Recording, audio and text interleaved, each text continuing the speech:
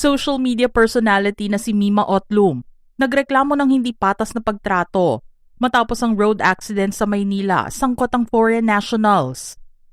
Ibinahagi ni Mima Otlum ang panig niya ukol sa aksidente noong July 31, 2026, kasabay ng pagkwestiyon sa pagiging patas ng legal na proseso.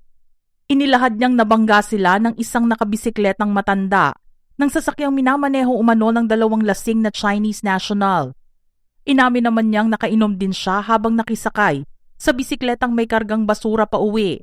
Dahil sa kawalan ng ibang masasakyan, nananatili ang kanyang batikos sa naging pagtrato sa kanila. Matapos ang insidente, pilit na hinarangan ni Otlum ang harap ng kotse para hindi ito makatakas. Masama ang loob niyang idinetalye ang naging karanasan sa presinto, kung saan naramdaman niyang mas kinampihan ng mga otoridad ang mga nakasagasa habang siya ay hindi man lang nabigyan ng sapat na pangangalaga at respeto. Hindi nga raw naging patas ang pagtrato sa kanila dahil sa pera at estado sa buhay.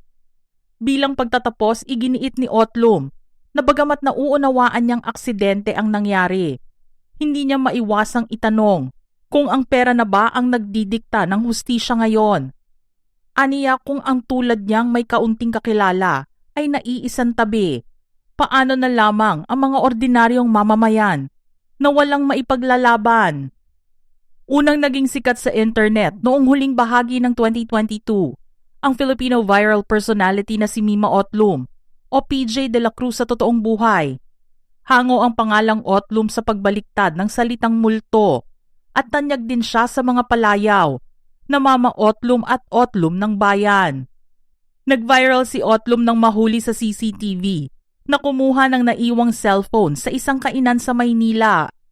Sa kanilang paghaharap sa barangay, mabilis na naging viral meme ang kanyang kawalan ng pagsisisi at natatanging mga dahilan. Nakalaunan ay naging mainit na paksa sa mga vlogger at pangunahing palabas sa telebisyon tulad ng KMJS, Kapuso Mo Jessica Soho at Rated Corina. Mula sa San Rafael, Bulacan, lumuwas ng Maynila si Otlum nang mawala ng pamilya at mamuhay sa pamamagitan ng paglalako ng kulambo, pagmamasahe at pag-aliw sa kalsada. May hawak siyang PWD ID para sa kanyang psychosocial disability na aniya ay dahilan ng kanyang pagkalito sa ilang sitwasyon.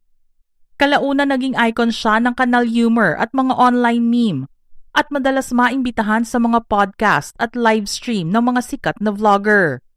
Mga ka-showbiz peeps, anong reaksyon nyo rito? Type your comments below.